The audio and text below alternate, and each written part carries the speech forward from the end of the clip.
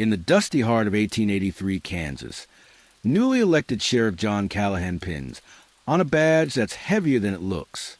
Forget the dime novel shootouts. This is a tale of tax ledgers, town politics, and a brutal murder that tests the line between law and chaos. Step into a wild west where courage isn't just in the draw, but in the quiet fight for justice. Movies make being a Wild West sheriff look like nonstop gunfights and dramatic showdowns at high noon. But the reality, it was a hell of a lot weirder than that. Sheriffs spent more time collecting taxes and cleaning streets than they did in shootouts. In fact, most Wild West sheriffs never fire their guns in the line of duty. Not once. All right, let's head back to 1880s frontier, Kansas. Trust me, it's going to be quite a ride. But first, get comfortable. Seriously, adjust those pillows. Pull up that blanket, because where we're going, you're going to want to be cozy. So, congratulations. You just woke up in 1883 in a small but growing cattle town in Kansas. Your eyes flutter open to the first light of dawn filtering through thin cotton curtains. The room is chilly. No central heating here. Just a lingering warmth from last night's wood stove that's now nothing but embers. Not like your comfy bed right now with its temperature control and plush mattress. Here you're on a simple wooden frame with a horsehair mattress that crinkles when you move. Outside you can already hear the town stirring. Horses snorting, wagon wheels creaking on dirt roads, the distant call of a rooster that seems determined to make sure everyone's day starts whether they want it to or not. The smell of wood smoke hangs in the air mixed with the earthy scent of livestock and the promise of the coffee already brewing downstairs. This isn't just any morning for you. Today's election day, and you've thrown your hat in the ring for county sheriff. It might surprise you to learn that back in the Wild West, sheriffs weren't appointed because they were the fastest guns or the toughest hombres. They were elected by regular folks, which meant to become sheriff. You need to be good with people, persuasive, popular, even. This wasn't just some badge they handed to the meanest son of a gun in town. It was a political office. Election day. You've been campaigning for weeks now. Not with fancy TV ads or social media posts, but the old-fashioned way. Shaking hands at the general store, buying rounds at the saloon, making promises to farmers about protecting their livestock from rustlers, assuring merchants you'll keep the drunks from breaking their windows, telling the church ladies you'll maintain the peace on Sundays. Your competition for the job is the current deputy, a man named Hank Miller. He's been the right hand of Sheriff Davis for 3 years now. Sheriff Davis is retiring not by choice, but because a bullet caught him in the hip last year during a bank robbery, and he hasn't walked right since. Hank figures the job should naturally fall to him. He's got experience, after all, but folks around town have mixed feelings about Hank. Some say he's too cozy with the saloon owners. Others say he's too quick to crack heads when the cowboys come town. You're running as a reform candidate, the respectable option. You've never worn a badge before, but you served in the Army during the last years of the Civil War. You know how to handle a gun and yourself in a fight. More importantly, you've got a reputation as an honest businessman with your small hardware store. And in a town where corruption is as common as dust, that counts for something. Election day in a frontier town isn't like the ones you might be familiar with. No little booths with curtains for privacy. No I voted stickers. Instead, men gather in the town hall, a generous name for what's really just a larger saloon, and cast their votes by writing names on slips of paper. Women can't vote yet, but that doesn't mean they don't have influence. The wives, mothers, and daughters of the town have been bending ears and shaping opinions for weeks. You spent the morning pacing your small home, too nervous to eat the breakfast your wife prepared. She watches you with concerned eyes, knowing what this job would mean for your family. More status, yes, better pay than the hardware store provides, but also danger. Every time you pin on that star, you'll be painting a target on your chest.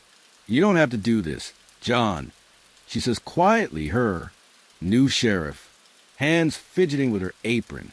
The store provides well enough. You look at her, this woman who followed you west with nothing but faith and grit, who's built a life with you in this rough town. I know, Margaret, but somebody's got to do it. And I don't trust Hank to do it right. By noon, the votes are cast. By 1 o'clock, they're counted.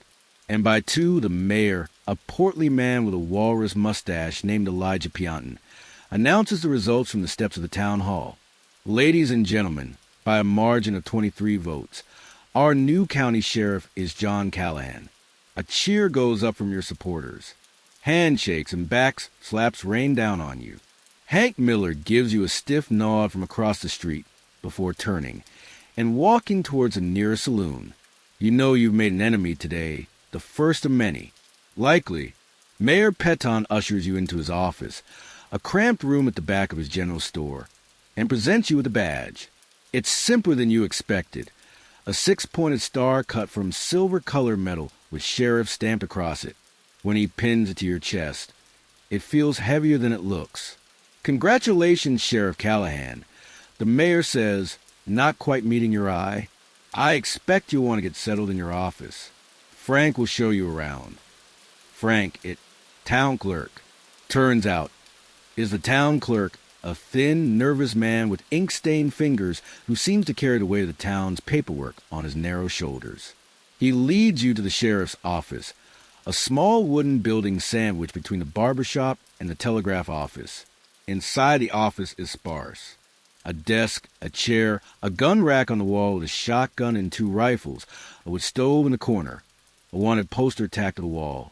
Some horse thief from 2 counties over, and at the back, 2 cells with iron bars and thin mattresses on wooden platforms. This here's all yours now, Frank says, gesturing vaguely around the room. Sheriff Davis cleared out his personal effects yesterday. The keys are in the desk drawer. They open the cells, the gun cabinet, and the evidence locker. He points to a small safe in the corner. What about deputies? You ask. Frank shrugs. You can hire whoever you want, so long as the town council approves the expense.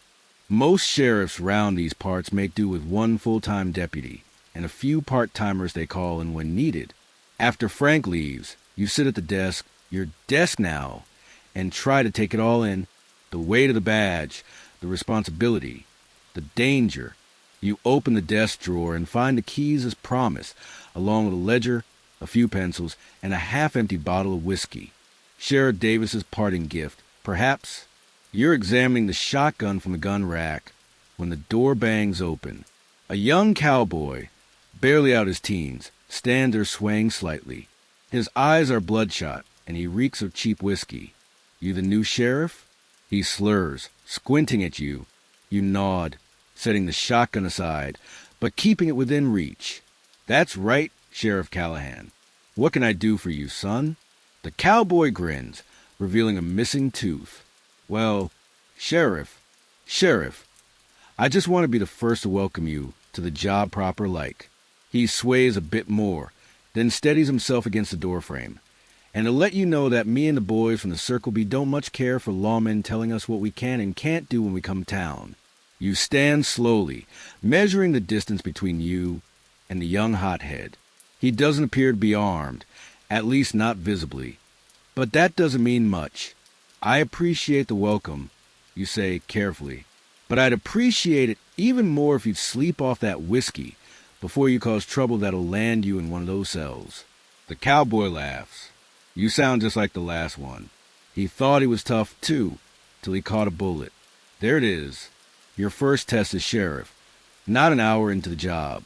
How you handle this moment will set the tone for your tenure. Push back too hard, and you risk escalation. Too soft, and word will spread that the new sheriff is yellow.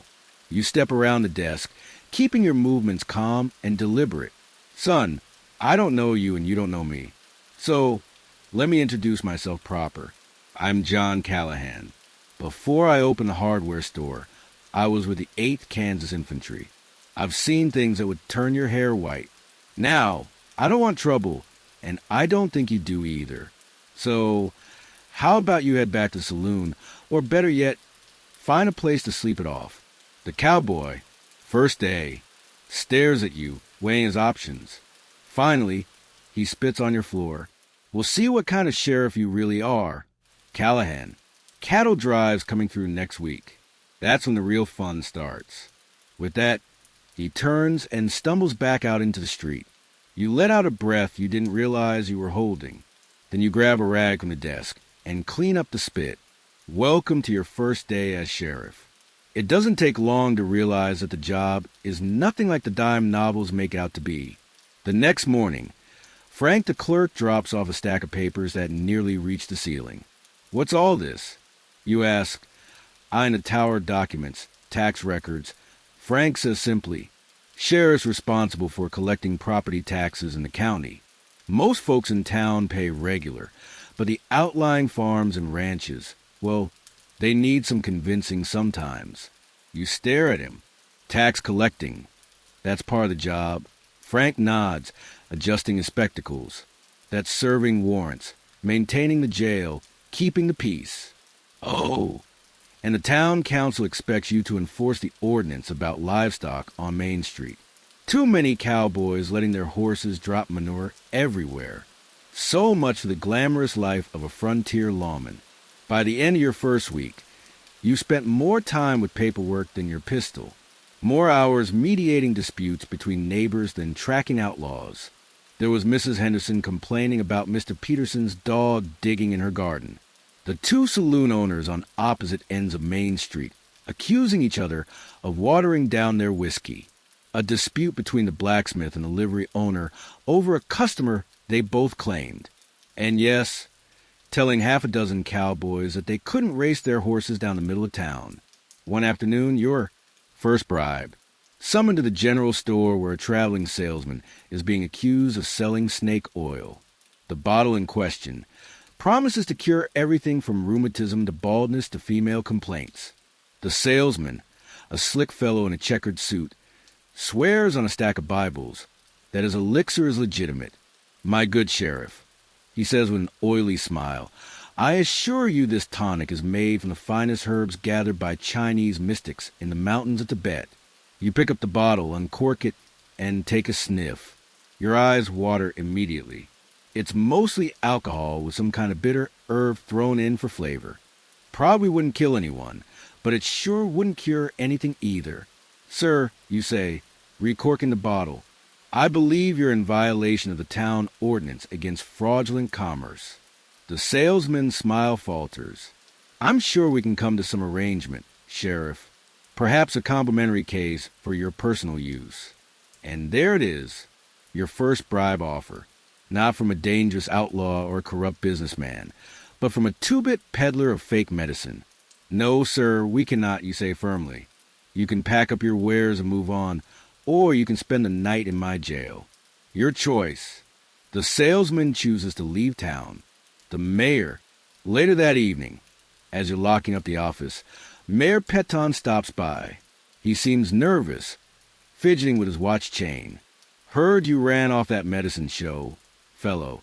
He says, not quite meeting your eye. He was selling colored alcohol and calling it medicine. You reply, seemed the right thing to do. The mayor clears his throat. Yes, well, in the future, perhaps consult with me before you drive business away from town. That man paid for a vendor's license after all. And Widow Jenkins says his tonic helped her lumbago last time he came through. You stare at the mayor. Realization dawning. Did you take a cut of his sales? Mayor Peton's face reddens. That's not the point. The point is this town needs commerce to grow. Sometimes that means flexibility. Flexibility, you repeat. Is that what we're calling it now? The mayor straightens his vest. Just remember, Sheriff, the town council appointed you. They can just as easily unappoint you. As he walks away, you feel the weight of the badge even more heavily. It seems keeping the peace is the least of your worries. Navigating the politics of a frontier town might be the real challenge. That night, as you sit at your kitchen table cleaning your revolver, your wife watches you with worried eyes. How was it today? She asks, setting a cup of coffee beside you. You consider lying, telling her it's fine, but Margaret deserves better than that. Interesting, you say, finally. Not what I expected. No gunfights yet. There's an attempt at humor in her voice, but the worry breaks through. You smile, reassuring her. No gunfights, just paperwork and politics. Politics? She asks, sitting across from you. You tell her about the mayor and the snake oil salesman, about the tax collection duties, about the endless small disputes that apparently fall to the sheriff to resolve. Sounds like you're as much a judge as a lawman, Margaret observes. You nod, reassembling your revolver with practiced hands. Seems that way. Everyone has an opinion about how I should do the job. The mayor wants me to look the other way sometimes. The church folk want me to crack down on the saloons. The saloon owners want me to give their customers more leeway. The merchants want me to keep the peace, but not scare away business. Margaret reaches across the table and takes your hand. And what do you want, John? It's a simple question, but it stops you short. What did you want when you decided to run for sheriff? Was it really about justice and keeping the peace? Or was it about the status, the authority, or something else entirely? I want to do what's right. You say, finally. Whatever that turns out to be. Margaret smiles, but there's sadness in it. Just be careful whose version of right you choose. The next morning brings a new challenge. A rider comes tearing into town just after sunrise, practically falling off his horse in his haste to reach your office. Sheriff, he gasps, out of breath. Come quick. There's been a killing out at the Johnson place. You grab your hat, your gun belt, and saddle up your horse. The Johnson farm is about 5 miles outside town, a modest spread run by a hard-working family who keep to themselves. As you ride, the young man, a neighbor's, the Johnson farm, son named Timothy, fills you in on what little he knows. Mrs. Johnson sent him to fetch the sheriff after she found her husband dead in their barn, apparently beaten to death. When you arrive, the scene is grim. Samuel Johnson lies on the barn floor, his face barely recognizable from the beating he took. His wife sits on a hay bale nearby, her face blank with shock, their 3 young children huddled against her. Mrs. Johnson, you say gently, kneeling before her, I'm sorry for your loss. Can you tell me what happened? She looks at you with empty eyes. I don't know, Sheriff. Sam went out to milk the cow at dawn like always. When he didn't come back for breakfast, I sent little Samuel Jr. to check on him. Her voice breaks. My boy saw him first. My boy saw his daddy like that. You look at the oldest child, maybe 8 years old, staring silently at the ground. Another life changed forever by violence. Was anything taken? You ask. Any livestock missing? Mrs. Johnson shakes her head. Nothing I can see. We don't have much worth stealing. You spend the next hour examining the scene. Samuel Johnson, looking for clues. Samuel Johnson was a big man, strong from years of farm work. Whoever killed him either caught him by surprise or was even bigger and stronger. There are no bullet wounds, just the damage done by fists and what looks like a piece of firewood that now lies broken and bloody beside the body. No footprints other than the family's and yours. No horse tracks that shouldn't be there. No obvious motive.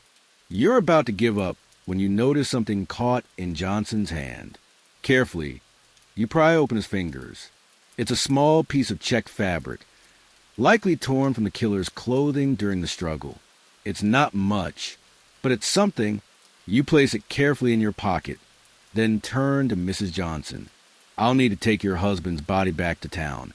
You say as gently as possible. The undertaker will prepare him. Then we can return him to you for burial. She nods numbly. Is there someone who can stay with you, a neighbor or family member? My sister lives in town, she whispers. Send for her, please. You promise to do so. Then wrap Samuel Johnson's body in a blanket and secure it across your horse. The ride back to town is slow and somber. The weight of your first murder investigation heavy on your shoulders. News travels fast in a small town. Bye. Graves. The time you reach Main Street with your grim cargo, a crowd has gathered. You see concern on some faces, morbid curiosity on others. The undertaker, a solemn man named Graves. A coincidence that never fails to raise eyebrows among newcomers, meets you and helps transfer the body to his establishment. Nasty business, he mutters as you lay Johnson on his table. Who want to kill Sam? He was a quiet sort. That's what I aim to find out. You say, retrieving the scrap of fabric from your pocket. Recognize this pattern? It was clutched in his hand. Graves examines it, then shakes his head. Could be from any man's shirt or jacket. Checked fabric like this is common enough. You nod, disappointed but not surprised. If you notice anything unusual when you prepare him, let me know. Back at your office, you record the details of the case in your ledger. Your first murder as sheriff. You have a feeling it won't be your last. As the day wears on, visitors trickle in. Mrs. Johnson's sister, coming to thank you for treating the family with respect. The bank manager revealing that Johnson had recently taken out a loan to expand his farm. A few curious townsfolk eager for gossip more than justice. And just before sunset, a face you recognize, the young cowboy who threatened you on your first day. He's sober now, his manner less aggressive, but no more friendly. Heard about Johnson? He says, leaning against the doorframe. Bad business. What can I do for you? You ask, watching him carefully. He shrugs. Just thought you should know. Johnson had a run-in with some of the boys from the Circle B last month. Accused them of letting cattle graze on his land. Got pretty heated. You straighten in your chair. Is that so? Any particular boys I should talk to? The cowboy pushes off from the doorframe, preparing to leave. Wasn't there myself? Just heard talk. But if I was the new sheriff looking to make a name for himself, I might ask around about Pete Rollins. He's got a temper. He tips his hat. Good luck, Sheriff. You're going to need it. As he walks out, you're left wondering whether he's genuinely trying to help or sending you on a wild goose chase or worse, into a trap. Either way, you got your first lead. And tomorrow, you'll need to ride out to the Circle B Ranch and have a word with this Pete Rollins. It's been quite a first week as sheriff. Not at all what the dime novels prepared you for. Less gunslinging, more paperwork, less heroics, more politics. But underneath it all, a real sense that what you do matters, that the badge, for all its complications, stand for something important in this dusty corner of the frontier. As you lock up the office and head home for the night, you see the town differently now, not just as a collection of buildings and people, but as a community that, for better or worse, has entrusted its safety and order to you. It's a responsibility that weighs heavily, but one you're determined to bear with honor. And tomorrow brings new challenges, a murder to solve, a potential confrontation at the Circle B, tax collections to oversee, the mundane and the dangerous, all part of a sheriff's life in the Wild West. When you finally reach home, Margaret has dinner waiting, a simple but hearty stew that fills a small house with savory aroma. She doesn't ask about your day, can see the weight of it in your eyes. Instead, she simply sits beside you, her presence a comfort in the gathering darkness. Later, as you lie in bed listening to morning, the distant piano music in the saloon, and the occasional shout or laugh on the street, you wonder what the coming days will bring. The cattle drive, the young cowboy mentioned, will arrive soon, bringing with it dozens of hard-living, hard-drinking cowboys, flush with pay and looking for entertainment. Your first real test as sheriff. But that's a worry for tomorrow.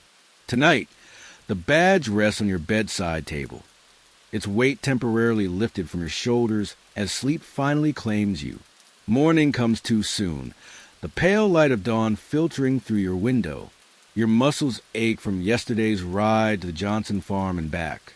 Margaret is already up, the smell of coffee and frying bacon drifting up from downstairs.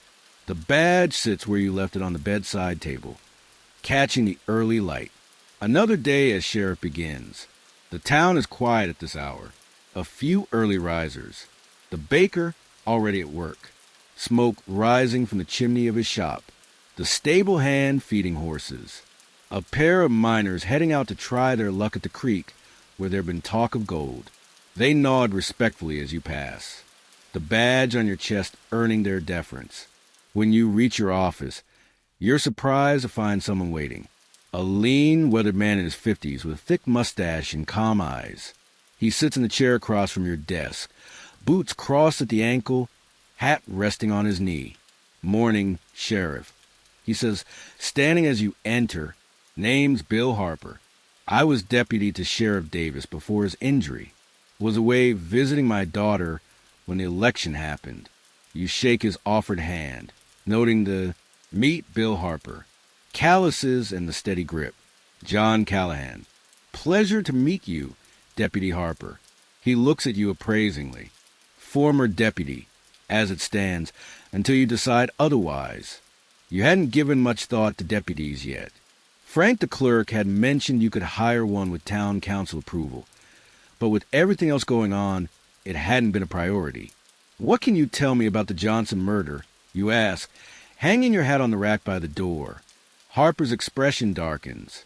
Sam Johnson was a good man, quiet, kept to himself. Had some trouble with the Circle B recently over grazing rights, but nothing that should have led to this. "That's what I heard," you say, taking a seat at your desk. "Was planning to ride out there today to talk to a cowhand named Pete Rollins." Harper nods. "Pete's got a temper, but he's not stupid. If he did this, he won't be hanging around waiting for you." The conversation shifts to other matters. The upcoming cattle drive, the various personalities around town you should know about, the practical aspect of the job. You find yourself warming to Harper. He's direct and knowledgeable with none of the political maneuvering you've already encountered from others in town. So you say, finally, "You interested in getting your deputy badge back?" Harper smiles slightly. "Thought you'd never ask, but there's something you should know first." He rolls up his sleeve, revealing a nasty scar on his forearm. "Got this breaking up a knife fight at the Gilded Cage last year. I'm not as quick as I used to be." You appreciate his honesty. "I don't need quick. I need someone who knows this county and its people. Someone I can trust." And just like that, you have a deputy. The town council will grumble about the expense, but having a man like Harper beside you is worth it. Your first task together is one you've been dreading: tax collection. The property taxes that fund the county's operations aren't paid willingly by many of the farmers and ranchers in the outlying areas. It falls to the sheriff to ride out and remind them of their civic duty. The Wilson farm. Most unpleasant part of the job. Harper says as you saddle up, Davis used to say he'd rather face a gunslinger than a farmer who doesn't want to pay his taxes. He's not wrong. Your first stop is the Wilson farm, where old man Wilson greets you with a shotgun across his lap as he rocks on his porch. "Taxman cometh." He cackles when he sees your badges glinting in the sun. Right on schedule, Harper takes the lead, having done this many times before. "Morning, Mr. Wilson. Fine day." The old man spits over the porch railing. "Be finer if you weren't here to rob me now," Mr. Wilson Harper says patiently. "You know, these taxes pay for the roads you use to get your crops to market, for the schoolhouse where your grandchildren learn their letters. For me and the sheriff here to keep the peace." Wilson scoffs. "Roads are mud when it rains, dirt when it don't. School mom's from back east and teaches nonsense in peace. When's the last time law came out here when we needed it?" You can see this is an old argument between them. Wilson complaining, Harper cajoling. Eventually, the old man grudgingly counts out the money, less than what a good horse would cost, and thrusts it at Harper with a scowl. "Highwayman, the lot of you," he grumbles. "See you next quarter, Mr. Wilson," Harper replies cheerfully. This scene repeats at farm after farm, ranch after ranch. Some pay without complaint, others haggle and delay. One woman, a widow with 3 young children, breaks down in tears when you arrive, saying she doesn't have the money. You end up paying her tax yourself, earning a raised eyebrow from Harper. You'll go broke doing that. He warns as you ride away. Maybe you admit, "But I couldn't take their last dollar." Harper studies you. You're different than Davis. He was a good lawman, but hard, followed the letter of the law. No exceptions, And what kind am I, you ask? Harper shrugs.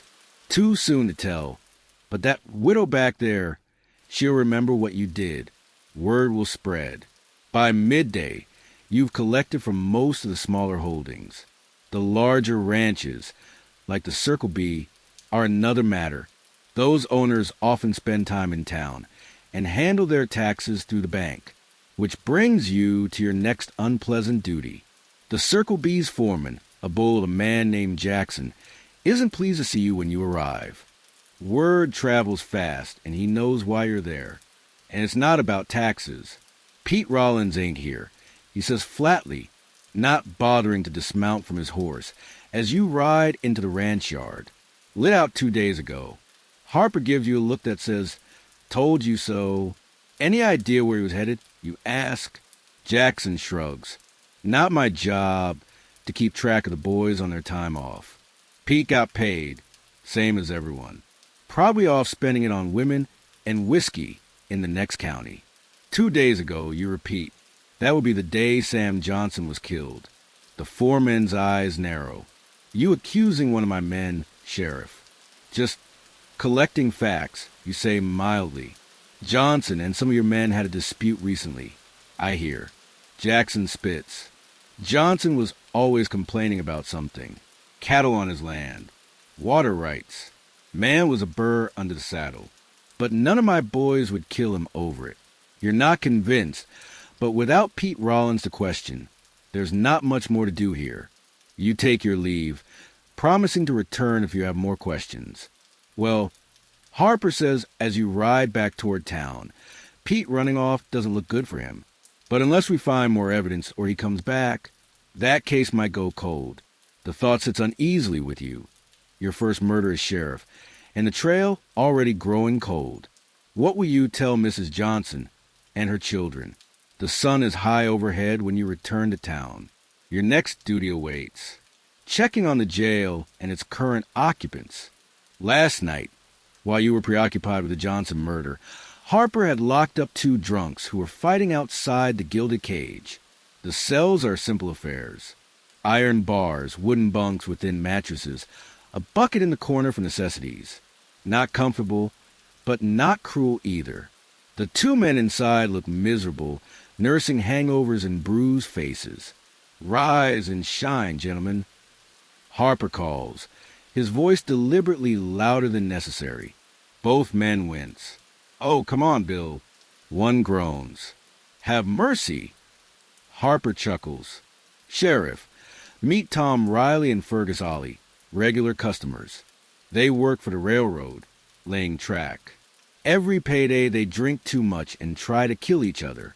Then they're best friends again by morning. The men look sheepish. It's clear this is something of a routine. We didn't mean nothing by it. Riley says just blowing off steam. You broke a window at the Mercantile. Harper reminds him. And Ollie here took a swing at me when I tried to break it up. Did I? O'Malley asks, genuinely confused. Sorry about that, Bill. Maintaining the jail is another of your duties. You check that the cell doors. Jail are secure, that there's water for the prisoners, that the place is reasonably clean. The building itself is simple. Your office in front with a desk, chairs, and a gun rack. Behind that, a heavy door leads to the cells. 2 today, but the space could be expanded if needed. What's the fine for drunk and disorderly? You ask Harper. $5 each, plus damages for window. Riley and Ollie exchange glances. We can pay, Riley says. Soon as we can get to the bank, you unlock the cell. See that you do, and maybe consider spending your next payday somewhere other than the bottom of a bottle. They scurry out, promising to return with the money. Whether they will or not remains to be seen.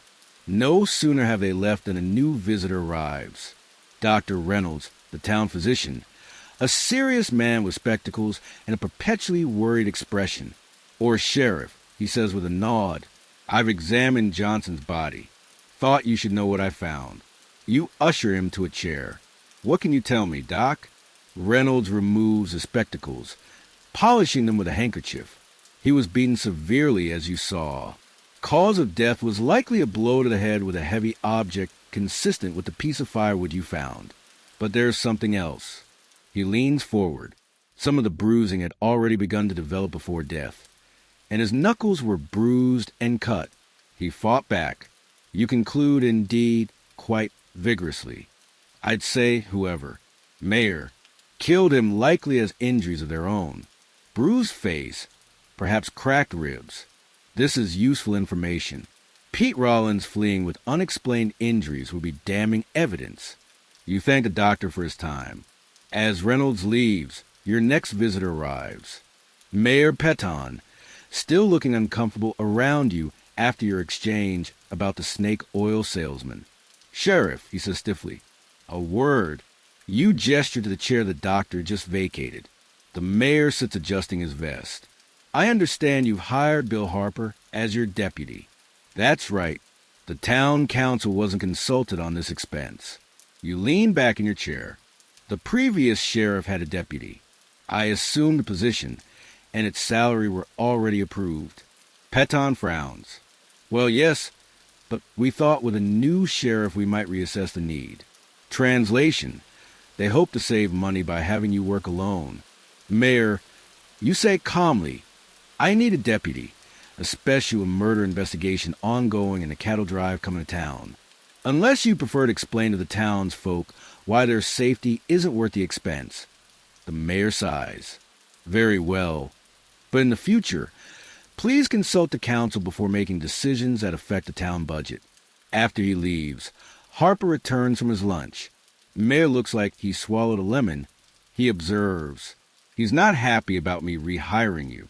Harper snorts. Peton's never happy unless money's flowing into his pockets instead of out. Don't let him bully you, boss. Cattle drive. Not planning to, you assure him. Now about this cattle drive coming in. What should I expect? Harper's expression turns serious. Trouble. About 30 cowboys, most of them young. All of them with months of pay burning holes in their pockets. They'll hit the saloons first, then the cat house at the edge of town. By midnight, we'll have fights, property damage, maybe worse. How did Sheriff Davis handle it? Deputized extra men for the duration, made sure they were visible on the streets. Locked up the worst troublemakers early before they could really get going. You nod. It makes sense. Who would you recommend deputizing? Harper thinks for a moment. Jack Weber at the livery stable. Former Army good in a fight. The Swenson brothers from the mill. Big fellows intimidating. And maybe old Thomas from the barber shop. He's sneaky fast with those hands. It's a good list. You make a mental note to speak with each of them before the cattle drive arrives. The afternoon brings more mundane tasks. Paperwork. Endless paperwork. Reports to file about the tax collection. Forms to complete for the county seat regarding the murder investigation. A telegram to send to neighboring towns asking about Pete Rollins. While you work. Harper mans the front desk, handling the stream of visitors. Most have trivial concerns. Noise complaints, minor disputes with neighbors, lost property. A few bring useful information, sightings of suspicious characters, rumors about cattle rustling to the north. By mid-afternoon, you've developed a headache from all the reading and writing. You stand, stretching your back, and grab your hat. I'm going to walk to town, you tell Harper. Get some air. He nods, understanding. Good idea. Let folks see their new sheriff. I'll hold. Walking the town. Down the fort. Main Street is busy at this hour. The general store doing brisk business. The blacksmith's hammer ringing out from his shop. Wagons and riders moving back and forth. Kicking up dust that hangs in the air like a veil. You move through it all at an unhurried pace, nodding to those who greet you, stopping occasionally to exchange a few words. Outside the bank, you encounter Mrs. Henderson, the woman who complained about her neighbor's dog. She beams when she sees you. Sheriff Callahan, I wanted to thank you. Mr. Peterson has tied up that wretched animal, and my garden is safe at last. You smile. Glad to hear it, ma'am. Sometimes all it takes is a conversation. Well, I had plenty of conversations with him myself, but he never listened to me. It took that badge of yours to get his attention. There's truth in what she says. The badge carries weight, grant authority, but also creates expectations. People looking to you to solve their problems, big and small. As you continue your walk, you pass the schoolhouse where children are just being dismissed of the day. They spill out into the yard, laughing and shouting, momentarily free from lessons. The school teacher, Miss Lawrence, watches from the doorway a young woman from back east, bringing education to the frontier. She catches your eye and waves you over. Sheriff, she says, when you reach her, I was hoping to speak with you. What can I do for you, Miss Lawrence? She glances around to ensure no children are within earshot. Some of my students have been unsettled. Talking about the murder, I wonder if you might address the school tomorrow. Reassure them that they're safe, that justice will be done. You hadn't considered how Johnson's murder, the telegram, might affect the town's children. Of course, they'd be frightened. A man killed in their small community. The killer's still at large. I'd be happy to, you tell her. What time would be best? They arrange for you to visit in the morning. As you walk away, you realize this is another aspect of the job. The dime novels never mention being a source of reassurance and stability for the community, especially its most vulnerable members. Your path takes you past the telegraph office where the operator, a thin man named Morris, flags you down. Sheriff, got a reply to your inquiry about Pete Rollins. Your pulse quickens as you step inside. What does it say? Morris hands you the telegram. It's from the sheriff in Council Grove, the next county over Rollins here. Stop badly beaten. Stop claiming bar fight. Stop holding him query. You read it twice to be sure. Pete Rollins in custody one county over. Bearing injuries consistent with a fierce struggle. It's not proof, but it's enough to warrant further investigation. Send a reply, you tell Morris. Ask them to hold him until I can get there. I'll leave at first light tomorrow. After sending your reply to the Council Grove sheriff, you head back to the office, eager to share the news with Harper. The pieces are starting to fall into place. If Pete Rollins killed Sam Johnson, you might be close to solving your first murder case. Harper is locking the front door when you arrive, ready to end his shift for the day. Got a lead on Rollins? You tell him, showing him the telegram. He's in Council Grove, leaving Council Grove. Harper reads it, his expression thoughtful. Badly beaten, huh? Convenient that he's claiming a bar fight. Too convenient, you agree. I'm riding out tomorrow to bring him back. Want company? Harper offers. You consider it. Having backup will be wise if Rollins resists. But leaving the town without law enforcement, especially with a cattle drive approaching, seems risky. Better if you stay, you decide. Keep an eye on things here. I should be back by nightfall tomorrow. Harper nods, accepting your decision. Be careful, even injured. Rollins is dangerous. Means streak a mile wide. You part ways at the corner of Main Street. Harper heading to his small room at the boarding house. You toward home and Margaret. But your day isn't over yet. As you pass the Gilded Cage Saloon, a commotion erupts inside, shouting the crash of breaking glass. Then a man flying backward to the swinging doors to land in the dust of the street. He's followed by a mountain of a man with a red beard and massive fists. Try that again, you little weasel. The big man roars, standing over the fallen figure. You sigh. So much for a quiet evening at home. That's enough, you call, striding forward. Break it up. The big man turns, sizing you up. Recognition dawns in his bloodshot eyes when he sees your badge. New sheriff, he says, swaying slightly. Callahan, right? That's right. And you are Butch Hogan. I drive for the Murphy outfit. He gestures dismissively at the man still sprawled in the dirt. This card sharp was cheating me. Saw him slip a card from his sleeve. The accused man scrambles to his feet, dusting himself off. He's small and wiry with a gambler's pale complexion from too many hours indoors. I did no such thing, he protests. The gentleman is simply a poor loser. Hogan lunges for him again, but you step between them, hand on your gun. I said that's enough. The big man stops, his face flushed with anger and whiskey. For a moment, you think he might try to go through you to get to the gambler, but then he spits in the dirt and backs down. Your town, your rules, he mutters. But keep that cheater away from me, or next time I'll break more than just a table. He stomps back into the saloon, the door swinging behind him. The gambler straightens his vest, attempting to regain his dignity. I appreciate your intervention, Sheriff. The brute had no cause to assault me. Were you cheating him? The man looks offended. Certainly not. I'm a professional card player, not a common swindler. You've met his type before. Smooth talkers who travel from town to town, separating the locals from their money with skillful play, and when necessary, skillful cheating. What's your name? Elliot James. At your service.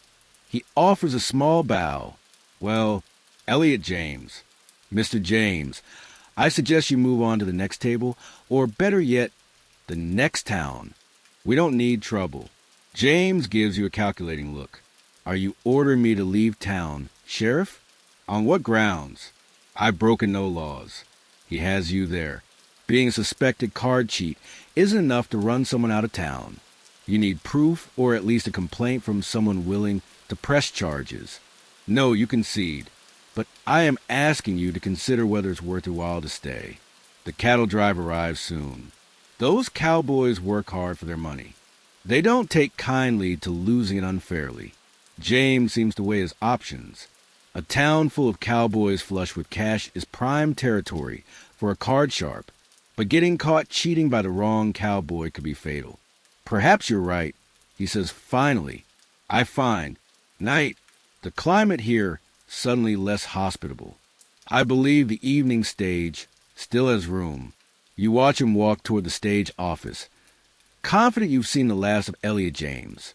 One potential problem averted.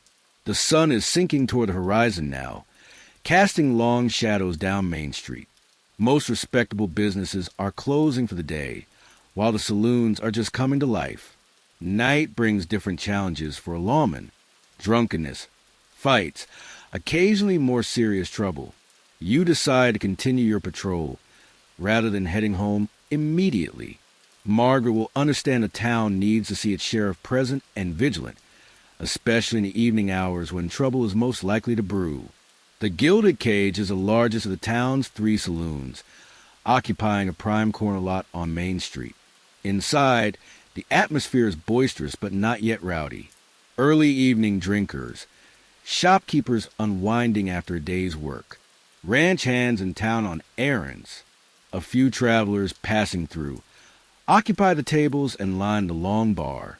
The bartender, a bald man with impressive mustaches and forearms like hams, nods to you as you enter. Evening, Sheriff. What brings you by? Thirsty? Just checking in, Floyd. Any trouble besides that scuffle with the gambler? Floyd shrugs, polishing a glass.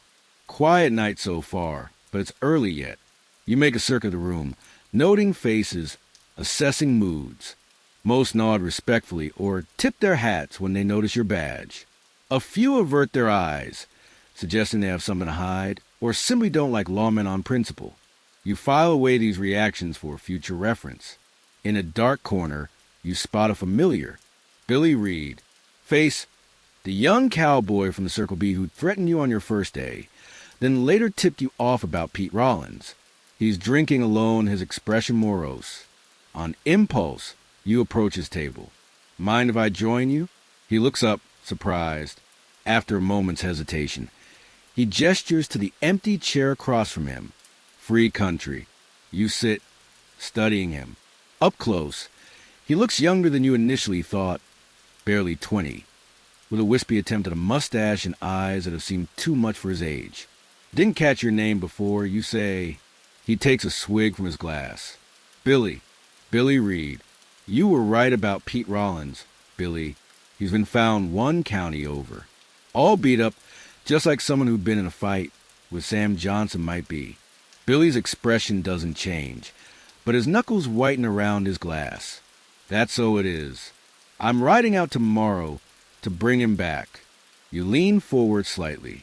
Anything else you think I should know before I do? Billy is silent for a long moment. When he speaks, his voice is low. Pete's got friends. The kind who won't take kindly to him being arrested. Are you one of those friends? Pete Johnson. He meets your gaze directly for the first time. No, Pete's a mean drunk and a bully. But I work with men who like him, who'd take his side no matter what. Even if he murdered an innocent man, Billy looks away. Some wouldn't care. Would say Johnson had it coming for complaining about the cattle. It's a sobering thought. You've known men like that, for whom loyalty to their own outweighs any sense of right and wrong. The kind who'd resort to violence to protect one of their own, guilty or not. Thanks for the warning. You say, rising from the table. I'll keep my eyes open. As you turn to leave, Billy speaks again. Sheriff Pete carries a knife in his boot. Left one. Don't let him get to it.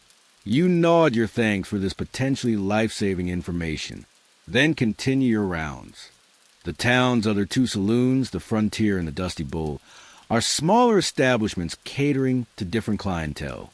The Frontier attracts a quieter crowd, mostly older men who prefer conversation to carousing. The Dusty Bull at the far end of Main Street has a rougher reputation. That's where you head next. Even from half a block away, you can M. Sullivan hear the raucous noise spilling from the Dusty Bull's doors. Inside, it's crowded and smoky, the air thick with the smell of whiskey, sweat, and tobacco. A tinny piano plays in the corner, barely audible over the din of voices.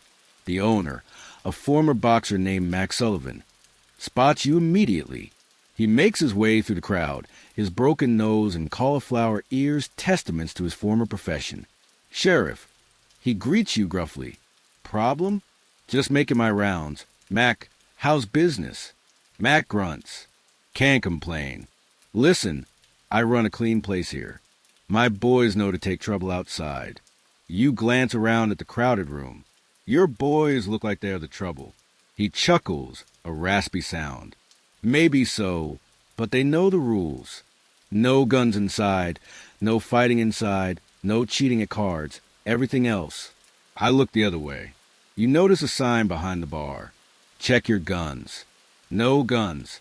It's common practice in many frontier towns requiring patrons to surrender their firearms while drinking. It cuts down on deadly violence, though men will still fight with fists, chairs, bottles, or whatever else is at hand. I see you enforce the no-guns rule. You observe. Mac nods. Have to had a shooting 2 years back. Bad for business.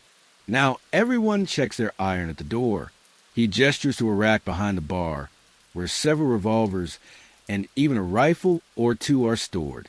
Get them back when they leave, assuming they're sober enough to be trusted with them.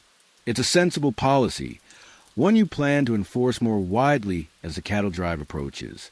Men, alcohol, and firearms are a volatile combination. As you're about to leave, a disturbance breaks out at the far end of the bar. 2 men are shoving each other, voices raised in anger. Before you can intervene, Mac is there, grabbing each by the scruff of the neck like misbehaving puppies. Outside, he bellows, physically propelling them toward the door. You want to fight, you do it in the street. The men stumble outside, their argument momentarily forgotten in the face of Mac's forceful intervention. You follow, curious to see if they'll resume their dispute away from the barkeeper's watchful eye. Sure enough, once outside, they square off again. One is a local ranch hand you recognize vaguely. The other is a stranger, perhaps a drifter or a cowboy from one of the more distant spreads. Gentlemen, you say loudly, making your presence known. Is there a problem here? They turn, both startled to find the sheriff witnessing their confrontation. The local recovers first. No problem, Sheriff. Just a disagreement about a lady's honor. The stranger snorts. Lady, that painted cat in there ain't no lady. You sigh inwardly. A dispute over one of the saloon girls. Then tale as old as time. Whatever she is or isn't, it's not worth shedding blood over. Why don't you both cool off, take a walk, find different saloons for the rest of the night? They glare at each other. Neither wanted to back down, but neither eager to continue the fight under your watch. Finally, The local spits in the dirt. Ain't worth my time anyway, he mutters, turning away. The stranger watches him go, then gives you a nod. Thanks, Sheriff. Probably saved me a beating. That fella's got a reputation. Just doing my job, you reply. But a word of advice. Be careful whose reputation you challenge in this town. Not everyone would pause just because a lawman shows up. He takes the warning to heart, touching the brim of his hat respectfully before heading back inside the Dusty Bull. Crisis averted, at least for now. But the incident reminds you of the constant vigilance required of a sheriff. So much of keeping the peace is prevention, stepping in before situations escalate, making your presence known, establishing boundaries. The sky is fully dark now, the streets lit only by the glow from windows and the occasional lantern hung outside a business.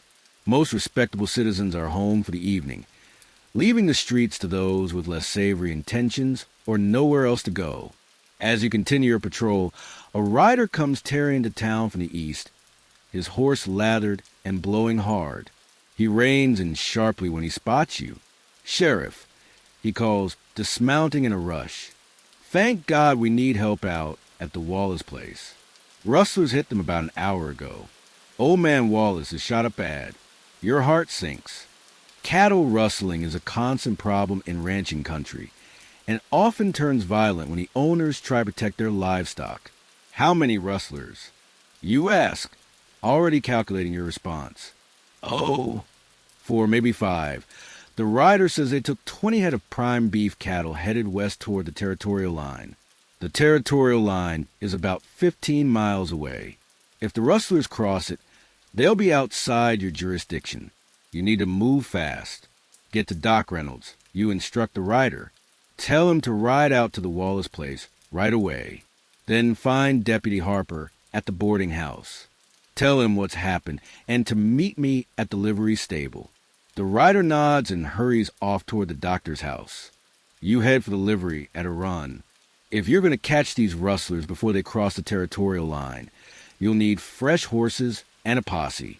This is exactly the kind of situation where a sheriff's authority to deputize civilians becomes essential. The livery stable is dark when you arrive, but you pound on the door until the owner, Jack Weber, appears in his nightshirt, lantern in hand. Sheriff, what's the trouble? Or rustlers hit the Wallace place. I need your fastest horses, and I need you to ride with me. Weber doesn't hesitate. Give me 2 minutes to dress. While he prepares, you consider who else to deputize for this dangerous mission. The Swenson brothers from the mill would be ideal, strong, reliable men who know how to handle themselves. But the mill is on the other side of town, and time is critical. Harper arrives, buckling on his gun belt. Got the news. How bad is Wallace hurt? Don't know yet. Doc's on his way out there. Our job is to catch the rustlers before they cross the line. Harper nods grimly. 4 or 5 of them against the 3 of us. Not great odds. We don't have time to gather more men. You say. We'll have to make do. Weber emerges from the stable, leading 3 saddled horses, his rifle already secured in its scabbard. These are my best. They can run all night if needed. You mount up, checking your revolver and the spare ammunition in your saddlebags. This will be your first real test as sheriff, pursuing armed criminals who've already shown they're willing to kill. It's the dangerous reality of law enforcement on the frontier, where help is scarce and vast distances separate small pockets of civilization. Ready? You ask your small posse. Harper pats the neck of his horse, ready as will ever be. With that, you dig your heels into your mount's flanks and gallop west into the darkness toward whatever waits at the territorial line. The chase lasts through the night, a blur of thundering hooves and straining muscles. You track the rustlers by moonlight, following the clear trail left by 20 head of cattle being driven hard. Harper's experience proves invaluable, keeping you on their trail even when the signs grow faint. Dawn breaks as you crest a ridge and spot them in the valley below. For men driving the stolen cattle toward a tree line that marks the territorial boundary just 2 miles distant. Once they cross that line, they'll be beyond your authority. requiring cooperation from another jurisdiction that may or may not come. We need to move fast, you tell Harper and Weber. Cut them off before they reach those trees. The plan is simple but dangerous. Ride hard down the slope, get ahead of the herd, and force the rustlers to surrender or fight.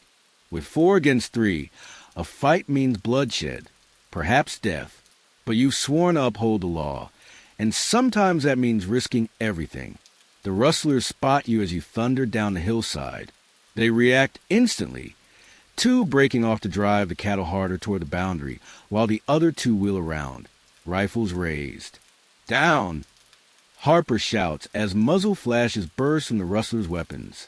Bullets whine past your head as you flatten yourself against your horse's neck, still galloping full tilt toward the gunman. Weber returns fire with his rifle, forcing the rustlers to seek cover behind the milling cattle. It gives you the opening you need to get within revolver range. Throw down your weapons. You shout above the din of frightened cattle and thundering hooves. You're under arrest. Their answer comes in the form of more gunfire. A bullet tears through your coat sleeve, missing flesh by inches. Another strikes Weber's horse, bringing the animal down in a screaming heap that throws the liveryman clear, but leaves him stunned in the dirt. Harper circles wide to flank the rustlers, his revolver barking steadily. You see one of the gunmen jerk and fall as Harper's shot finds its mark. The other ducks behind a steer, firing wildly in Harper's direction. The 2 rustlers driving the cattle have almost reached the tree line. If they make it, the stolen livestock and evidence of the crime will be lost. You make a split-second decision, spurring your horse toward them while Harper deals with the remaining gunman. The nearest rustler sees you coming and turns in his saddle, leveling a revolver at your chest. You fire first, your shot going wide, but causing him to flinch and miss as well. Before either of you can fire again, your horses collide at full gallop. The impact hurls both of you from your saddles. You hit the ground hard, the wind knocked from your lungs, your revolver flying from your grasp. The rustler lands nearby, equally stunned. For a moment, you both lie gasping in the dirt. Then, by unspoken agreement, you scramble for your weapons. The rustler reaches his gun first, swinging it toward you with murder in his eyes. You brace for the bullet, but before he can fire, a shot rings out, and he collapses, a red stain spreading across his chest. Harper stands 50 yards away, revolver still raised. The final rustler, seeing his companions fallen, surrenders without further fight. By the time the dust settles, 2 rustlers are dead, 1 wounded and 1 in custody. Weber has a nasty gash on his head from his fall, but is otherwise unharmed. The stolen cattle are recovered, though a few have scattered in confusion. It's a clear victory for law and order, but there's no pleasure in it. Men have died, and you were nearly among them. The ride back to town is long and somber. The wounded rustler slumped over his saddle, the dead tied across their horses like slaughtered game. By the time you reach town, it's late afternoon. News of the gunfight has preceded you, carried by a witness from a distant farm, who saw the battle and rode ahead. A crowd gathers on Main Street as your grim procession arrives, murmurs rippling through the onlookers at the sight of the dead rustlers. You hand off the prisoners to the town jailer, an elderly man named Perkins, who maintains the cells when neither you nor Harper are available. The wounded man will need the doctor's attention, but Reynolds is still out at the Wallace place, tending to the rancher's injuries. I'll fetch the undertaker for the others. Harper says, his voice weary. He looks older today, the lines in his face deeper, his eyes shadowed from the night's exertions. How's your head? You ask Weber, who has a blood-stained bandage wrapped around his forehead. Hurts like hell, the liveryman admits. But I'll live. You think we could have a drink sometime, Sheriff? I feel like I've earned one. Despite your exhaustion, you smile. I'd say you've earned a whole bottle, Jack. Thanks for riding with us. After ensuring the prisoners are secure and arrangements are made for the dead, you finally turn your steps toward home. Every muscle in your body aches from the hard ride and the fight. Your hands shake slightly from the aftermath of danger, and the knowledge of how close you came to death. The bullet hole in your sleeve is a stark reminder of your mortality. As you approach your house, you see Margaret standing on the porch, her face tight with worry. She must have heard about the gunfight, about the dead and wounded, but not known if you were among them. When she spots you walking up the path, the relief that washes over her features is like sunrise after the longest night. She doesn't run to you or make a scene. It's not her way. But when you reach the porch, her arms go around you with desperate strength, her face pressed against your chest. "I heard there was shooting," she says simply. "I'm all right," you assure her, holding her close, feeling the tension slowly leave her body. Not even a scratch. Inside your home feels like a sanctuary after the violence and danger of the past 24 hours. It's a modest place. 3 rooms downstairs, a kitchen, a parlor, and your small study. 2 bedrooms upstairs. But to you, it's a palace of comfort and safety. The familiar smells of Margaret's cooking, the worn furniture that bears the imprints of your bodies, the photographs and small mementos that tell the story of your lives together. All of it wraps around you like a warm blanket. Margaret brings you hot water for washing, then sets a simple meal before you. Beef stew, biscuits, coffee strong enough to stand a spoon in. You eat ravenously, suddenly aware of how long it's been since your last meal. "Tell me what happened," she says as you eat, not demanding, but offering a chance to unburden yourself. So you tell her the rustlers, the chase, the gunfight, the men who died, the bullets that missed you by inches. You don't soften it or dress it up. Margaret has never asked for pretty lies, and you've never offered them. In a dangerous world, truth between you is the one luxury you can afford. When you finish, she's silent for a long moment, her hands wrapped around her coffee cup, so tightly her knuckles show white. "That's the job," she says finally. "I knew that when you pinned on the badge, but knowing and living it are different things." You reach across the table, covering her hand with yours. "I was careful, Margaret. I came back to you. This time," she says, meeting your eyes. "But what about next time or the time after that?"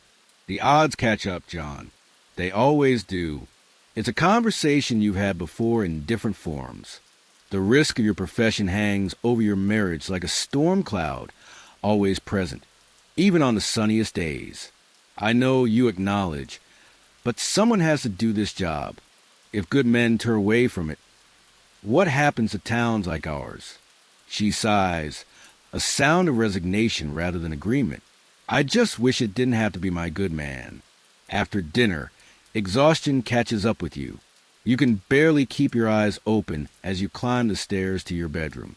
Margaret helps you undress, her touch gentle as she eases your shirt over shoulders stiffened by the long ride and the fight. She notices the bullet hole in the sleeve, her fingers tracing the ragged edges of the tear, but she makes no comment. Sleep claims you almost as soon as your head touches the pillow, pulling you down into blessed darkness. Morning brings stiffness and soreness, but also a sense of accomplishment. The rustlers have been dealt with, the stolen cattle returned, justice served. It's why you took the badge. Moments like these, when right prevails over wrong, when law overcomes lawlessness. Margaret is already up when you make your way downstairs, moving carefully on legs that protest every step. The coffee is ready, eggs and bacon waiting on the stove. This is her contribution to the peace of the town, keeping its sheriff fed, rested, and steady. It's no small thing, though few would recognize it as the vital service it is. "Will you be home for supper tonight?" she asks as you strap on your gun belt. "I'll try, you promise." Though both of you know the job makes liars of even the most honest men when it comes to keeping such commitments. She nods, accepting this uncertainty as part of the life she's chosen, the life she continues to choose each day she remains by your side. The kiss you share before you leave is brief but heartfelt, a reminder of what you're fighting to protect, of what waits for you if you're fortunate enough to return each night. The town is quieter than usual as you make your way to the sheriff's office. Word of yesterday's gunfight has spread. reminding citizens of the thin line between civilization and chaos, and their dependence on men like you to maintain that line. Harper is already at the office, looking as worn as you feel, but functioning nonetheless. The resilience of old lawmen is something to behold.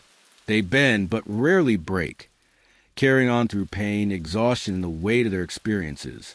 How's our prisoner, you ask? Doc patched him up last night when he got back from the Wallace place. Says he'll live to hang. Harper pours coffee for both of you. Wallace wasn't so lucky. Died just before dawn, according to Reynolds. Too much blood loss. The news hits you like a physical blow. Old man Wallace dead because he tried to protect what was his. A good man by all accounts. Husband, father, grandfather, pillared community, now gone. Another victim of the lawlessness that plagues the frontier. His family, widow staying with her sister in town. 2 sons talking about tracking down anyone connected to the rustlers. I told them to let the law handle it. But Harper shrugs, the gesture conveying volumes about the likelihood of the young men heeding his advice. It's a common story out here. Grief turning to vengeance. Vengeance to more bloodshed. The cycle of violence that lawmen like you are trying against overwhelming odds to break. I'll talk to them, you decide. Try to make them see reason. Harper nods. Good luck with that. Meanwhile, we've got the inquest to handle. Paperwork on the shooting. Arrangements for returning the stolen cattle. And the council wants a report on how much the whole business costs the town. Always a bureaucracy, even in matters of life and death. The mundane details that follow the dramatic moments. The paperwork that chronicles and justifies every action. Every bullet fired. Every life taken in the name of the law. You spend the morning dealing with these necessities. Your mind occasionally drifting to Margaret and your conversation the night before. Her worry, her resignation, the unspoken question that hangs between you. How long can you continue to risk your life this way? How many near misses before the odds catch up? Around noon, a visitor arrives at the office. Sarah Wallace, the widow of the murdered rancher. She's a small woman, her face lined by years in the harsh prairie sun. Her back straight despite her grief. She wears simple black. Her hair pulled back severely from her face. Sheriff Callahan, she says, her voice steady. I wanted to thank you for catching the men who killed my husband. You stand respectfully. I'm sorry for your loss, Mrs. Wallace. Your husband was a good man. Yes, he was. She twists a handkerchief in her hands, the only outward sign of her emotions. They tell me 2 of the rustlers are dead, 1 wounded, 1 unharmed. That's right. She nods, processing this information. And what will happen to the living? They'll stand trial for murder and cattle rustling. The evidence is clear. They'll hang, it said matter-of-factly, not to be cruel, but because here on the frontier, justice is often as stark and uncompromising as the land itself. Cattle rustling alone can carry the death penalty in some jurisdictions. Combined with murder, the outcome is certain. Mrs. Wallace absorbs this, her expression unreadable. Will it bring Thomas back? The question catches you off guard. No, ma'am. Nothing can do that. Then what's the point of it all? The law, the badges, the guns, the killing.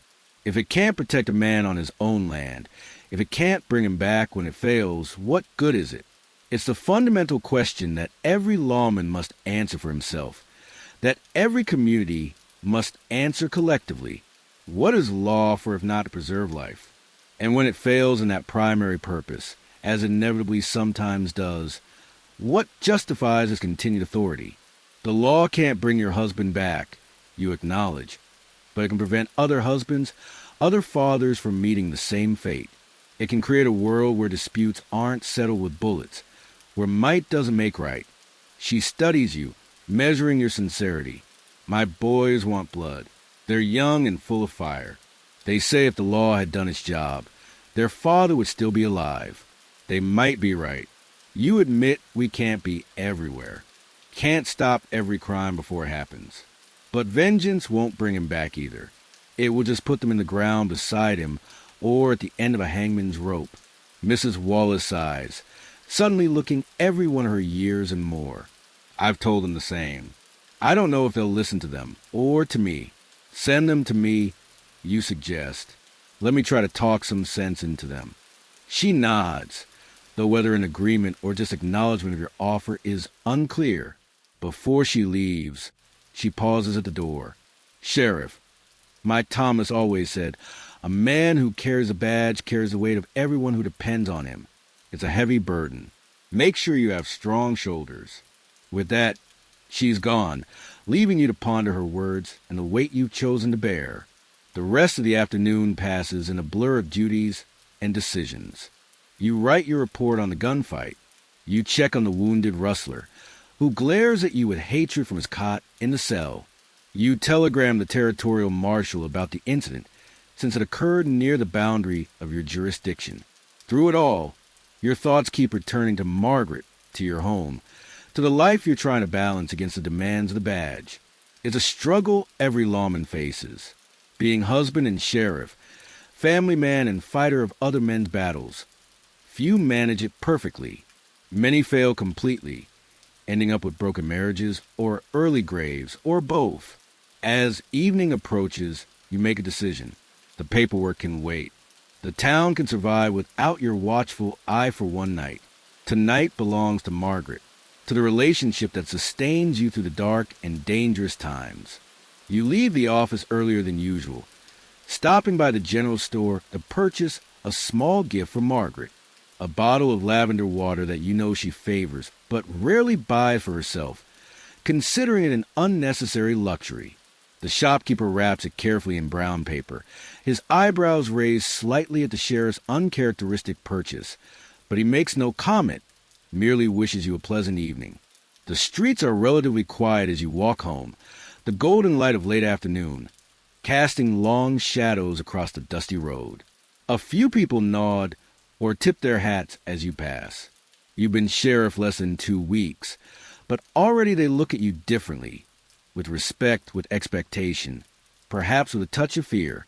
The badge changes how the world sees you, and eventually how you see yourself. At home, Margaret is surprised to see you so early, and more surprised by the small package you present to her. She unwraps it carefully, her eyes softening when she sees what's inside. What's the occasion? She asks, removing the stopper to breathe in the delicate scent. No occasion, you tell her. Just a thank you for understanding, for waiting, for worrying, and still letting me go each morning. She studies your face, sensing there's more beneath your words. What's really on your mind, John? You've never been able to hide your thoughts from her.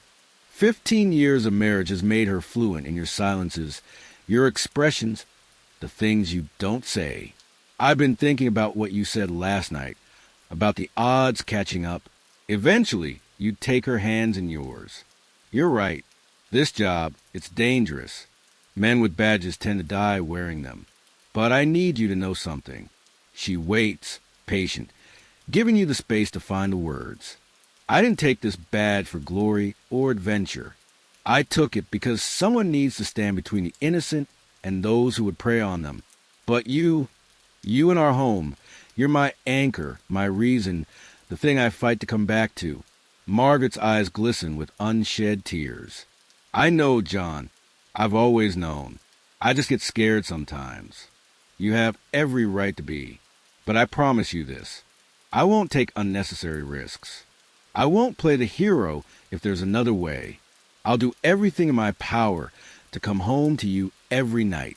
It's a promise you both know you might not be able to keep. The nature of the job makes liars of even the most honest men, but the intention behind it matters. The commitment to try. You spend the evening together, just the two of you in the quiet sanctuary of your home. No talk of rustlers or murders or jail cells. Just a husband and wife sharing a meal, sharing the small events of their separate days, rediscovering the simple pleasure of each other's company uninterrupted by the demands of the badge. Later, as you sit together on the porch, watching darkness claim the land, Margaret broaches a subject you discussed before but never resolved. I've been thinking, she says, her voice soft in the gathering twilight, About children? You glance at her, surprised. Children? Yes. We always said we would someday when the time was right, when we were settled. It's true. When you first married, children seem an obvious part of your future together.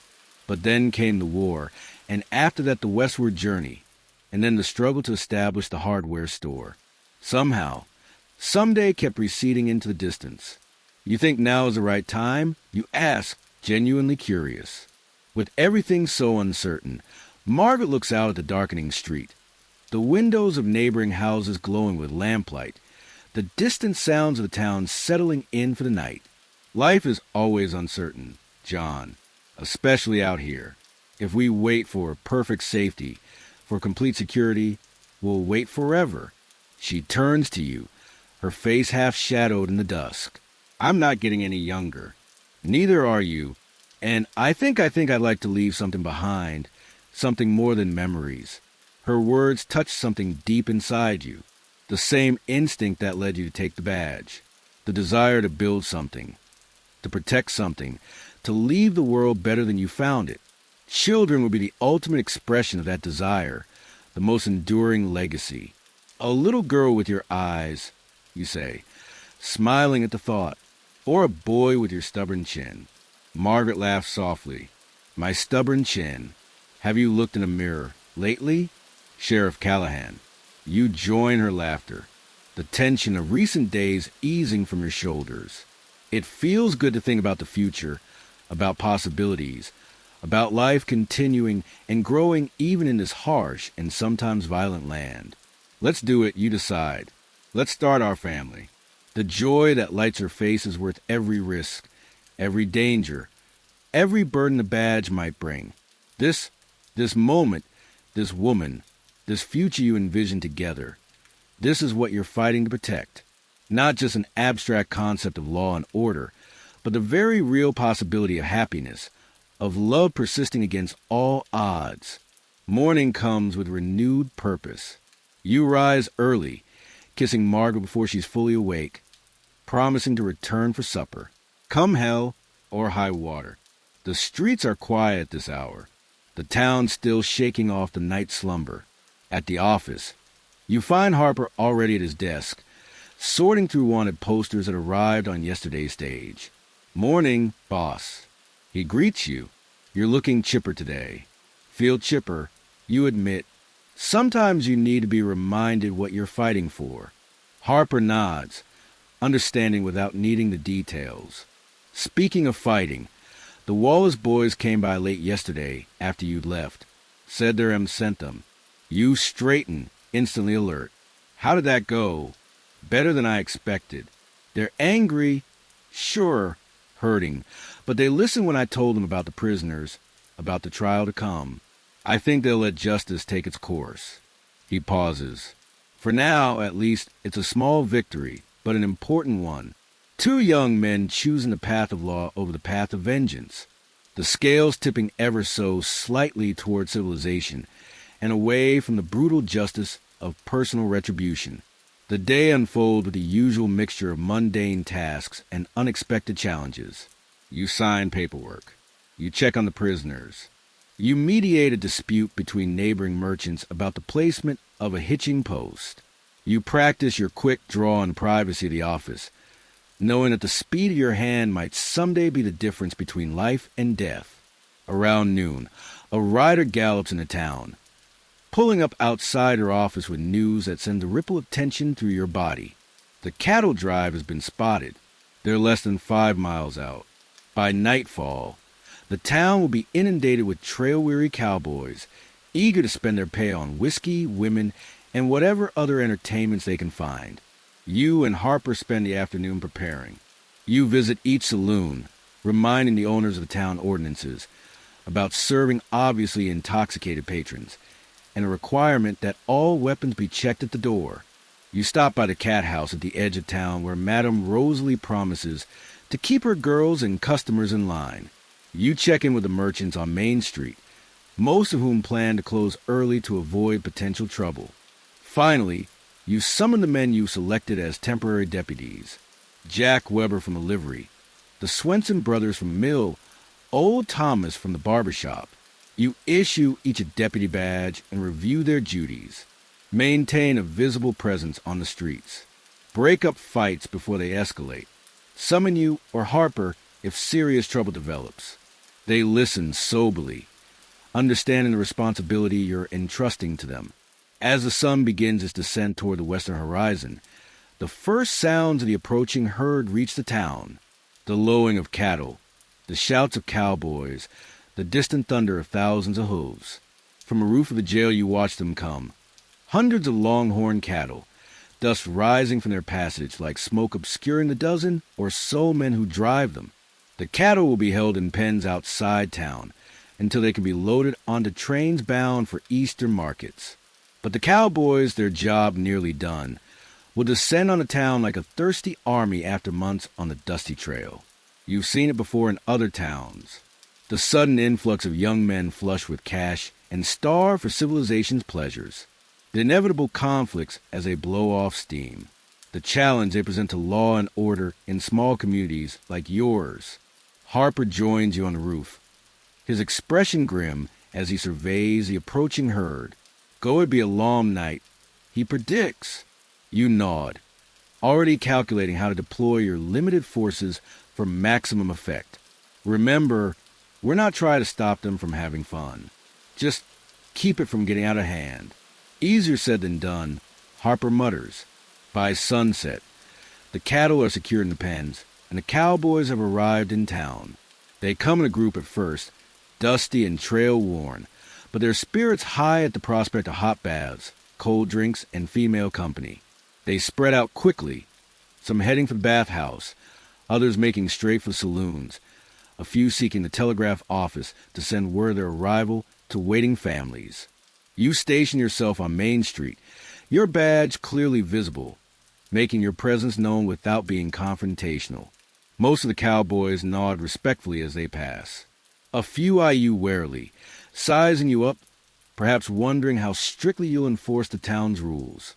None challenge you directly. Not yet, at least. The early hours pass without serious incident. The cowboys are still relatively sober, still washing off the trail dust, still remembering their manners. But as darkness falls and the saloons fill to bursting, the mood begins to shift. Voices grow louder. Laughter becomes more raucous. The piano player at the gilded cage pounds out lively tunes that spill into the street along with the golden light from the windows. You make regular circuits of the town, checking in with your deputies, visible but not intrusive. It's a delicate balance, maintaining order without dampening the celebration these men have earned after months of hard, dangerous work. Around midnight, the first real trouble erupts. Two cowboys arguing over a saloon girl at the Dusty Bowl come to blows, their fight spilling out into the street. A crowd quickly gathers, some urgent combatants on, others trying to separate them. You push through the throng, your voice carrying above the noise. Break it up. The fighters are too absorbed in their struggle to heed you. Without hesitation, you step between them, catching a wild punch on your shoulder before forcing them apart. I said, break it up now. They glare at you, then at each other, chests heaving, fists still clenched. The crowd watches, their mood balanced on a knife's edge. If you handle this wrong, the situation could escalate beyond your control. What's this about? You demand. He insulted Betsy. One cowboy snarls. He was pawing at her after she told him to stop. The other counters. You glance at the saloon girl standing nearby, her painted face showing more annoyance than distress. Miss Betsy, were either of these gentlemen bothering you? She rolls her eyes. Both of them were getting handsy. I can handle it myself. You turn back to the cowboys. You heard the lady. She doesn't need either of you fighting over her. Now you can shake hands and go your separate ways, or you can spend the night in my jail. Your choice. They hesitate, pride warring with common sense. Finally, the older of the two extends his hand grudgingly. No hard feelings. His opponent accepts the handshake, with equal reluctance. None taken. The crowd, denied the spectacle of a proper fight, begins to disperse, returning to their drinks and games. Crisis averted, at least for now. The night continues in this vein. Small flare-ups that you or your deputies manage to contain before they grow into larger conflagrations. By 3 o'clock in the morning, the saloons are still going strong, but many of the cowboys have succumbed to exhaustion or excess, sleeping it off in rented rooms, on saloon floors, or occasionally in alleys. You're bone-tired yourself, having been on your feet for nearly 24 hours, but you can't rest yet. The most dangerous time is often just before dawn, when inhibitions are at their lowest and tempers at their shortest. Sure enough, as the eastern sky begins to lighten, a gunshot rings out from the direction of the gilded cage. You run toward the sound, hand on your revolver, heart pounding. Outside the saloon, a crowd is gathered, surrounding two men facing each other in the street, revolvers drawn. "I caught you cheating, you snake," one shouts, his words slurred with drink. "You're a liar and a fool," the other replies, his stance unsteady, but his gun hand remarkably steady. You assess the situation quickly. Both men are drunk, angry, and armed. One has already fired once. A warning shot into the air, judging by the lack of obvious injuries. But the next shot will be aimed to kill. "Put down your weapons," you command, stepping into the space between them. Now the crowd goes silent. The two gunmen stare at you, momentarily confused by your interruption of their private drama. "This ain't your business, Sheriff," the first man growls. "Everything that happens in my town is my business." You correct him, especially when it involves guns. "Now I won't tell you again." Put them down. For a heartbeat. You think they might actually turn their weapons on you. Your hand tightens on your revolver, still holstered but ready. Then, with a muttered curse, the first man lowers his gun. After a moment's hesitation, the second follows suit. "Hand them over," you order, extending your free hand. Reluctantly, they surrender their weapons. You pass them to Harper, who has appeared at your side, then address the would-be duelists.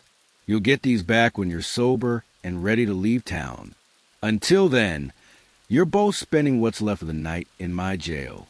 They protest, of course, but they're too drunk and too outnumbered to resist effectively.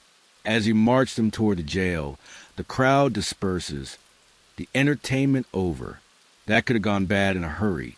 Harper observes quietly, "But it didn't," you reply. "Sometimes that's the best we can hope for." By dawn, the town is finally quiet. The cowboys sleeping off their excesses. The saloons close at last. You release your temporary deputies with thanks, promising to call on them again if needed.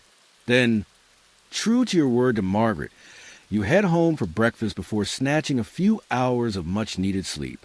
The rest of the cattle drive stay passes without major incident. There are fights, of course, and drunkenness, and all the usual problems that arise when young men with money meet whiskey and opportunity, but nothing that you and your small force can't handle. No killings, no serious injuries, no property destruction beyond a few broken windows and furniture. When the cowboys finally ride out, continuing their journey to the railroad terminus in the next county, you feel a sense of accomplishment that goes beyond mere survival. You've maintained order. You protected the town and its citizens. You've done the job you swore to do. In the quiet aftermath, as the town returns to its normal rhythms, you find time to reflect on the path you've chosen. The badge you wear connects you to a tradition that stretches back to the earliest days of civilization. The agreement among people to submit to common rules, to settle disputes through law rather than violence, to entrust their protection to designated members of their community.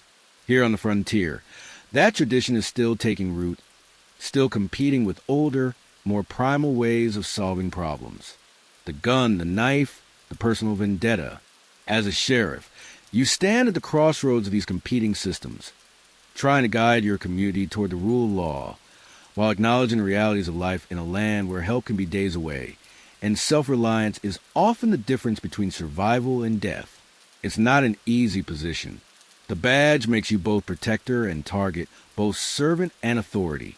It separates you from your neighbors, even as it binds you more tightly to their welfare.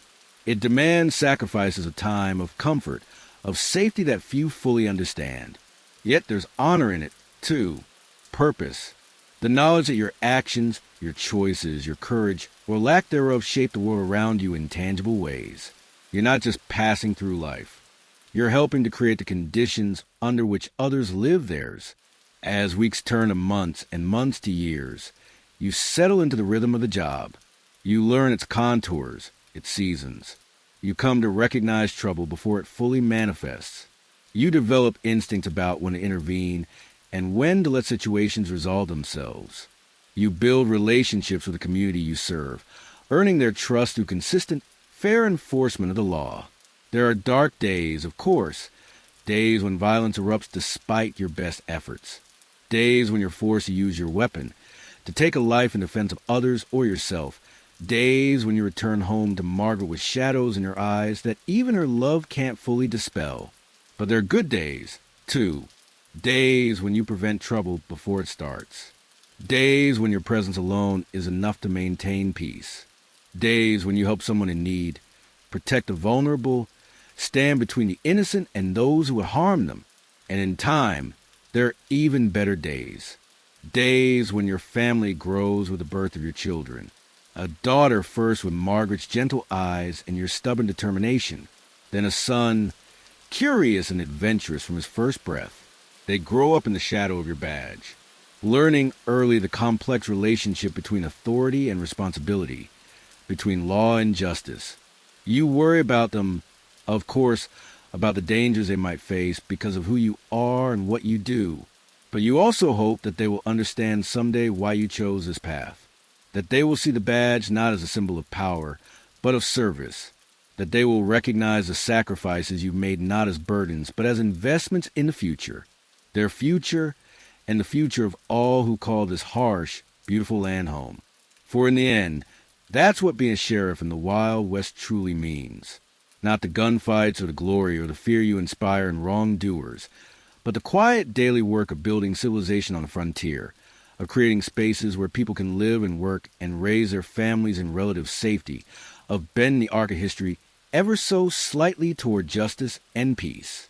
It's work that rarely makes the pages of dime novels, work that future generations may take for granted, never knowing the price paid by those who wore the badge in the early days. But it's work worth doing, work that matters, work that, despite its dangers and demands, you would choose again if given the chance. And as the years pass and the frontier gradually gives way to settlements, towns, and eventually cities, as the wild edges of the West are slowly tamed by law and commerce and community, you can take quiet pride in knowing that you played a part, however small, in that transformation, that your badge, your courage, your commitment to something larger than yourself helped to create a world where your children and their children can thrive. This is the true legacy of the frontier sheriff, not the legends or the myths, but the reality of lives lived in service to an ideal that persists, that grows stronger with each generation, that continues to shape our understanding of justice and community and what we owe to one another. As you lie in your bed, feeling the weight of the day's exertions, let these thoughts carry you gently toward sleep. The frontier sheriff story, with its dangers and duties, its triumphs and tragedies, is our story, too, a chapter in the ongoing tale of how we learn to live together, to protect each other, to build something lasting in a world of constant change. And with that, close your eyes and drift off to sleep, knowing that the badge will be there in the morning, waiting for you to take up its weight once more. But for now, rest. You've earned it.